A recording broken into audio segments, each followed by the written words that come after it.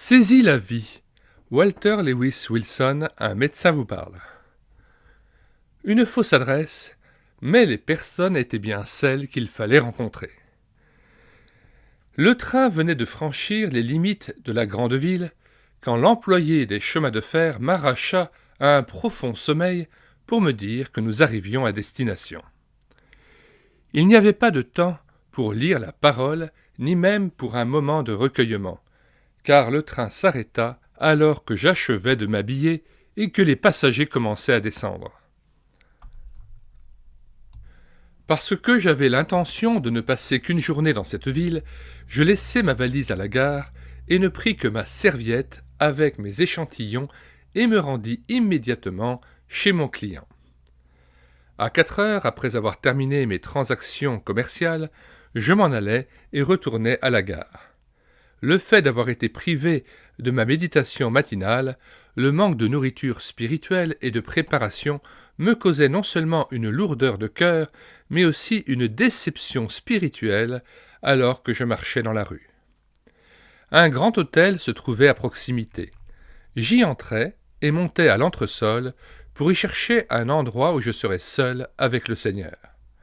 Je lui confessai mes fautes, ma négligence de la prière et mon omission en ce qui concernait la lecture de sa parole. Je lui demandai que, dans sa grâce infinie, il voulût bien apporter un message, par mes lèvres, à quelque cœur troublé dans cette ville qui m'était étrangère. Ayant attendu la réponse du Seigneur, j'eus la conviction qu'il aurait un travail pour moi au cours de la soirée. Vers 17h30, alors que je prenais un café, le Seigneur me rappela que, dans cette localité se trouvait le fils d'un de mes amis qui vivait dans l'Ouest. Je savais que son fils n'était pas converti et j'acceptais immédiatement, comme venant du Seigneur, le fait que je devais rendre visite au jeune homme et lui apporter l'Évangile. Je cherchais son adresse dans l'annuaire du téléphone. Je la trouvai rapidement et je décidai de prendre contact avec lui. Arrivant sur place, je découvris une maison en duplex avec son nom sur une plaque fixée sur une porte menant à l'étage supérieur. Je fis fonctionner la sonnette qui ouvrit la porte, me permettant ainsi d'entrer dans un vestibule. Au haut de l'escalier se trouvait une jeune femme qui me demanda ce que je désirais. Je n'étais pas du tout surpris de voir là une jeune femme, parce que j'avais appris que mon ami s'était marié récemment. « Est-ce bien ici qu'habite Charlie Johnson ?» demandai-je. « Je suis un de ses amis et je suis venu lui rendre visite. »« Oui, montez, s'il vous plaît, me dit-elle avec beaucoup de courtoisie. » Quand j'arrivai au haut de l'escalier, elle m'escorta dans une très agréable salle de séjour, joliment meublée, mais peu éclairée. À l'autre bout de la pièce se trouvait une dame et un monsieur qu'elle me présenta comme étant la sœur et le beau-frère de M. Johnson. Après m'avoir débarrassé de mon manteau et de mon chapeau, je fus invité à m'asseoir, après quoi je demandai si Charlie était à la maison ou non. Mon cœur était impressionné par l'occasion qui se présentait à moi d'apporter l'Évangile, et je demandai au Saint-Esprit de me donner les paroles justes et qu'il voulût bien diriger la conversation. En réponse à ma question, Madame Johnson me dit « Je regrette, mais Charlie n'est pas à la maison, il travaille de nuit maintenant. » « C'est merveilleux, dis-je, ses affaires ont dû grandement prospérer, puisqu'il lui est devenu nécessaire de travailler de jour et de nuit. » Elle parut très surprise en entendant ce que je lui disais et répondit « Charlie n'est pas dans les affaires, il est ingénieur et il travaille actuellement dans une équipe de nuit à l'installation et la distribution des eaux. » Je demandai « Son père n'est-il pas un commerçant à Loganville ?»« Eh non, dit-elle, son père est un charpentier et vit à Jackson. C'est là que je me suis marié. » Une expression d'étonnement passa sur tous nos visages, car il était évident que je m'étais trompé de maison. « Je n'y comprends rien, dis-je, car le père de Charlie m'a dit qu'il s'occupait de la fabrication de petits moteurs pour les machines à laver et que ses affaires marchaient très bien. Il est évident que je suis à la mauvaise adresse et je vais me retirer. J'espère que vous me pardonnerez de m'être introduit ainsi chez vous et je regrette beaucoup que votre visite de ce soir ait été interrompue par mon arrivée. » Madame Johnson sourit, alors que tous trois se levaient pour me saluer. « Je crois comprendre d'où vient l'erreur, docteur. Il y a un autre Charlie Johnson qui habite au même numéro d'une même rue qui se trouve à l'est de la ville alors que nous sommes à l'ouest ici. Sa maison se trouve très exactement à 40 blocs en ligne droite d'ici. Je sais que ses parents vivent à Logansville parce que nous recevons souvent du courrier pour lui et j'ai remarqué le timbre de la poste. » Cette coïncidence m'amena à crier à Dieu, car je sentais que cette visite était programmée par le Seigneur. Beaucoup de pensées traversèrent mon esprit alors que j'enfilais mon manteau. M'approchant du centre de la pièce pour dire au revoir à la sœur et à son mari, je remarquai une vieille Bible dont le coin des pages était usé et défraîchi. Je savais que l'on n'achète pas des livres dans cet état dans les librairies. Prenant la Bible soigneusement et en priant, je demandai « Lisez-vous ce livre, Madame Johnson, et l'aimez-vous » Immédiatement, ils se montrèrent tous trois profondément intéressés. Ils se regardèrent les uns les autres, étonnés, et me dévisagèrent comme si leur esprit était excité et désireux de me poser une question importante.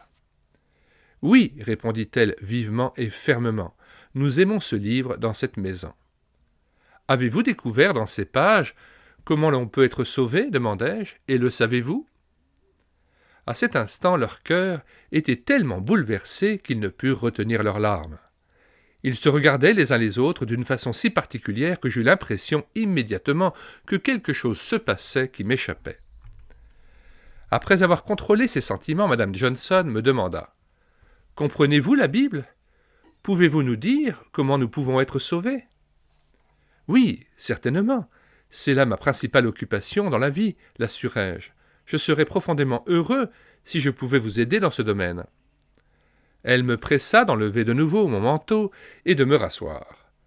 Nous approchâmes nos chaises de la table et, confortablement installés, Madame Johnson m'expliqua. « Docteur Wilson, quand vous avez sonné à notre porte, nous étions à genoux tous les trois, demandant à Dieu de nous envoyer quelqu'un qui puisse nous montrer le chemin du salut.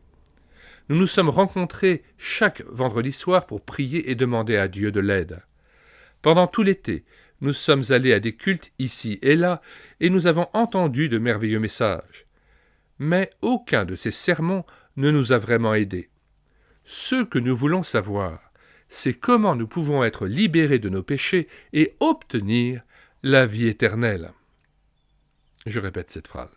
Ce que nous voulons savoir, c'est comment nous pouvons être libérés de nos péchés et obtenir la vie éternelle. Nous savons que Jésus le fait, mais comment le fait-il ? Pouvez-vous répondre à cette question ? Il n'était pas difficile de voir que le merveilleux maître de la moisson avait entendu ma prière et m'avait conduit exactement à l'endroit où le Seigneur Jésus était à l'œuvre et où il désirait pénétrer lui-même. Chacun se munit d'une Bible alors que je sortais la mienne de ma poche et nous cherchâmes tous le verset 10 dans le chapitre 19 de Saint Luc. Là, nous trouvâmes la déclaration du Seigneur Jésus qui dit « Le Fils de l'homme est venu chercher et sauver ce qui était perdu. » Je poursuivis. « Il est venu vous chercher, vous trois. Votre cœur devrait se réjouir de savoir que Dieu a entendu votre besoin et qu'il a pourvu pour vous un Sauveur qui est capable et désireux de sauver. Voulez-vous lui permettre de le faire ce soir ?» Leur visage était rayonnant d'expectative, dans l'attente de Christ. Ils buvaient chaque mot en lisant le message eux-mêmes dans leur propre Bible. Madame Johnson demanda alors « Mais comment nous sauve-t-il chacun de nous, docteur ? C'est exactement ce que nous voudrions savoir. » Cherchant 1 Pierre 3,18, nous lûmes à haute voix. Christ aussi a souffert une fois pour les péchés, lui juste pour des injustes, afin de nous amener à Dieu. Je leur expliquai. En souffrant pour vous, il a pris sur lui le châtiment de vos péchés, les coups que vous auriez dû recevoir. Dieu a permis que Jésus souffrit pour vos péchés, afin que vous puissiez vous confier en lui pour le salut de votre âme et jouir du pardon et de la faveur de Dieu. Puis nous avons cherché 1 Pierre 2, verset 24. Et lu à haute voix. Il a porté lui-même nos péchés en son corps sur le bois. Il les a portés, chers amis, dis-je. Ce sont vos propres péchés dont Dieu l'a chargé en vous en délivrant. Dieu maintenant vous invite à accepter le Seigneur Jésus-Christ comme un don qu'il vous fait. Il est à la droite de Dieu, capable de sauver, et il veut vous sauver maintenant, si vous êtes prêt à lui confier votre âme. Hésitant dans la conversation, je me rendis compte que ces 3 amis, tout en s'observant les uns les autres, méditaient apparemment comme pour permettre à la parole de Dieu d'éclairer leur cœur. Puis Madame Johnson se leva et dit lentement et délibérément : « Nous désirons accepter Christ et nous sommes prêts à le faire maintenant. Nous avons attendu, au cours de ces longs mois, que quelqu'un nous dise comment nous pouvions aller à lui et comment il nous sauverait. Agenouillons-nous, suggérai-je, et dites-lui que vous l'acceptez. » Nous nous mîmes à genoux autour de la table et chacun s'adressa à Christ personnellement, le remerciant d'être mort pour eux et d'avoir enlevé leurs péchés. Ils parlèrent à Dieu et le remercièrent d'avoir envoyé Jésus pour les sauver de leurs péchés. Quel merveilleux tableau de voir, ce soir-là, ces 3 personnes se tourner vers Christ et trouver en lui la réponse aux besoins profonds de leur âme. Puis nous nous levâmes et je leur racontai mon intéressante expérience de ce jour. Comment j'avais demandé à l'Esprit Saint d'organiser ma soirée pour sa gloire. Comment j'avais mis à sa disposition mes lèvres et mes pieds pour qu'il puisse s'en servir pour trouver des cœurs troublés. Nous remerciâmes ensemble le Seigneur pour la fausse adresse où j'avais trouvé juste les gens prêts à recevoir la grâce rédemptrice de Dieu. Rédemptrice, c'est-à-dire qui nous rachète. Quelle joie pour l'ouvrier chrétien quand il découvre que l'Esprit Saint est prêt et désireux de nous conduire vers ce foyer ou ce cœur où il est à l'œuvre et où il veut que nous apportions son message. Apprenons à nous attendre à lui et à nous confier dans sa direction pour notre vie quotidienne.